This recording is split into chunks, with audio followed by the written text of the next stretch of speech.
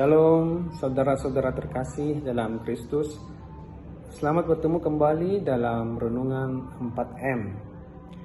Tema renungan kita hari ini adalah berkomunikasi untuk mengasihi. Dalam bacaan liturgi hari ini, kita membaca mengenai Rasul Paulus yang datang ke kota Athena. Roh Kudus mendorong dia untuk berpindah dari Asia Kecil ke Eropa dalam menyebarkan Injil.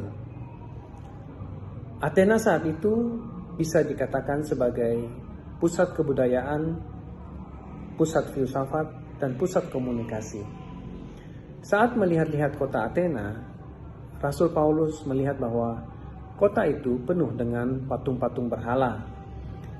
Namun diantaranya terdapat sebuah mezbah dengan tulisan kepada Allah yang tidak dikenal. Maka Rasul Paulus menggunakan hal ini sebagai titik masuk untuk berkomunikasi dengan orang-orang Yunani saat ia berbicara dalam sidang di Areopagus. Ia mewartakan kebenaran mengenai Allah yang mengasihi manusia dan ingin bergaul dengan manusia lewat kematian dan kebangkitan putranya Yesus Kristus. Hasilnya, Rasul Paulus dicemooh dan ditertawakan. Namun ada beberapa orang yang menjadi percaya. Nah, saudara-saudara yang terkasih, internet dan media sosial pada hari ini adalah Areopagus masa kini. Di sana orang dari seluruh dunia bertemu dan berkomunikasi. Segala bentuk pemikiran dan kebudayaan atau tren hadir di sana. Bagi kita, murid-murid Kristus, inilah tempat di mana kita seharusnya berada untuk mewartakan Injil dan kabar sukacita Tuhan, untuk menjawab pertanyaan, apa makna gereja dalam dunia digital saat ini? Bagaimana kita sebagai persekutuan dan gerakan umat Allah berkomunikasi dengan masyarakat digital?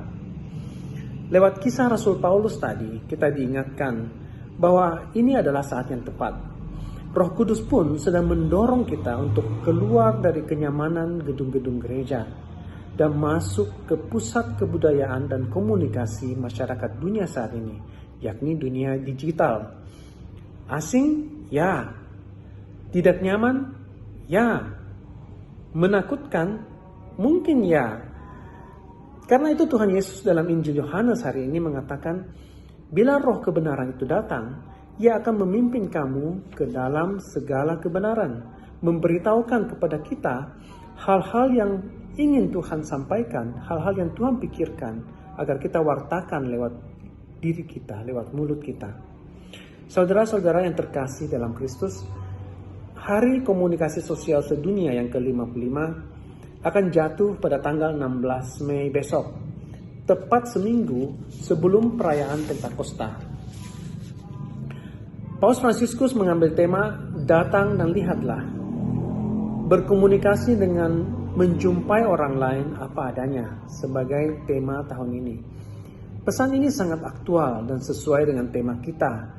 Kita, murid-murid Kristus, diminta untuk datang dan melihat, menjumpai orang-orang dalam dunia baru digital. Bagaimana kita akan mewartakan Injil lewat internet? Bisa dengan berbagai macam cara. Bisa dengan membagikan kebenaran firman Tuhan atau kesaksian-kesaksian kita. Kita bisa membagikan lagu-lagu rohani yang menghibur dan menenangkan. Kita bisa membagikan informasi-informasi yang diyakini benar dan bermanfaat. Tidak membuat polemik di internet. Membuat komen-komen positif dan menguatkan. Tidak menghakimi, dan lain-lain. Pendek kata, kita berusaha membangun komunikasi yang baik dan sehat. Kehadiran manusia Kristen di dalam dunia digital haruslah sebagai manusia yang berprinsip benar dan tegak, sesuai citra Allah, agar bisa menjadi teladan dan membawa pengaruh positif bagi manusia modern digital yang condong pada hasrat yang tidak teratur. Karena pada hakikatnya, kekristenan adalah mengenai relasi dan komunikasi.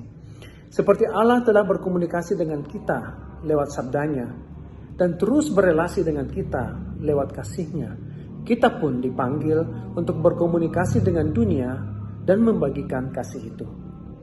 Semoga Tuhan membuka hati kita agar terbuka bagi karya Roh Kudus.